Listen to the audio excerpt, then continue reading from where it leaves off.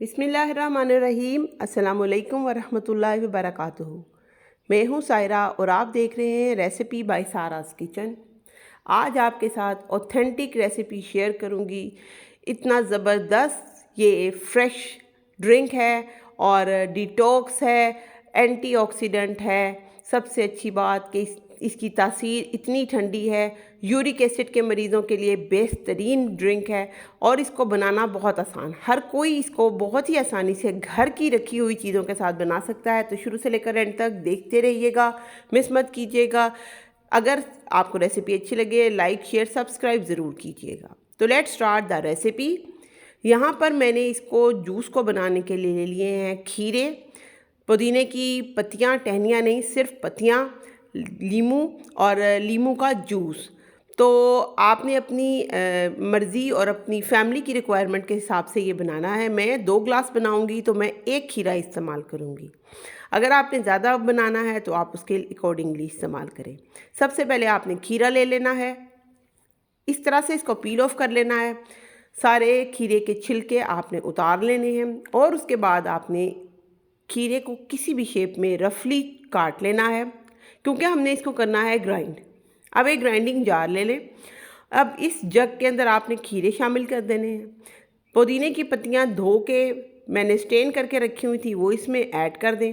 साथ में लीमू का जूस, यहाँ पे मैंने 2 टेबलस्पून लीमू का जूस लिया है, वो इसके अंदर ऐड कर दें। इस जूस को स्वीट करने के लिए आप 2 चीज़ें इस्तेमाल कर सकते हैं, या जैगरी यानी कि गुड़, या फिर शहद। शहद से कम मीठा होता है, गुड़ से ज़्यादा मीठा हो जाता है, और वैसे भी गुड़ की तासीर जो है वो ठंडी है, तो इसलिए मैंने यहाँ पे गुड़ का इस्तेमाल किया है। जितनी चीज़ें यहाँ मैंने डाली हैं सबकी तासीर बहुत ठंडी है, और यूरिक एसिड के लोग जो गोश्त खाने के बाद प्रॉब्लम में आते हैं उनके लिए ये ड्रिंक बहुत ही बेनिफिशियल है। अब आपने किसी भी स्ट्रेनर की मदद से इसको एक बाउल में ट्रांसफ़र कर लेना है। जो भी सॉलिड है वो इस स्ट्रेनर के ऊपर स्टे कर जाएगा, और बाकी का जो जूस है वो बहुत ही लाइट है और वो नीचे आ जाएगा। किसी भी ज़बरदस्ती प्रेजेंटेशन के लिए मैंने यहाँ पर ले लिया है जी, एक शुगर सिरप है मेरे पास, उसको मैंने इस ग्लास की एजिस के ऊपर कोट कर दिया है। इस तरीके से किसी भी बॉल में निकाल लें, उसके बाद ग्लास की एजिस पे कोट कर लें। ये बहुत ही ज़बरदस्त सा क्लासी सा ग्लास है।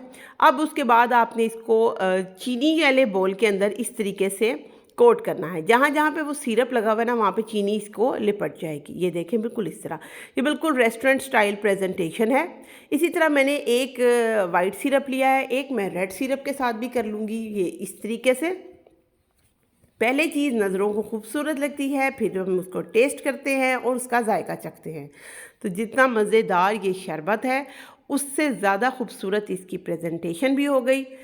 पुदीने के पत्तों से, लेमन स्लाइसेस से इसको गार्निश कीजिए, इंजॉय कीजिए।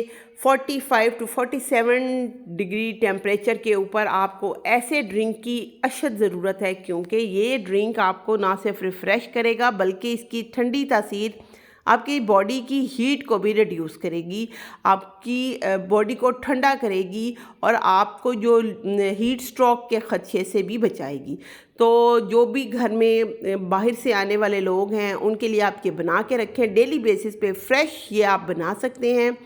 कंप्लीट डिटॉक्स है, कंप्लीट जूस है, और सबसे बढ़कर हेल्दी ड्रिंक, होममेड, आपके हाथों का बना हुआ है, बहुत ही रिफ़्रेशिंग।